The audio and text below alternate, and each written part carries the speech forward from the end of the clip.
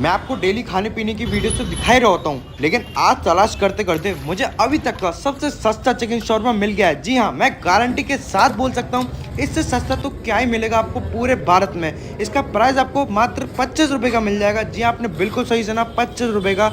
यहाँ पर शाम होते ही 1000 से भी ज़्यादा ये शॉर्मा हर घंटे गोली की स्पीड से निकाल दिए जाते हैं गाइज। जी हाँ, भीड़ ही इतनी होती है। बाकी लोकेशन आपको पड़ जाएगा भोपाल के इतवारा में, पप्पू टी स्टॉल के सामने। बाकी उन दोस्तों को टैग करना न भूलें जो हर जगह सस्ते खाने की तलाश करते रहते हैं, क्योंकि मैं ऐसे सस्ते खाने की वीडियो लाता रहूँगा। तब तक के लिए फॉलो कर लेना।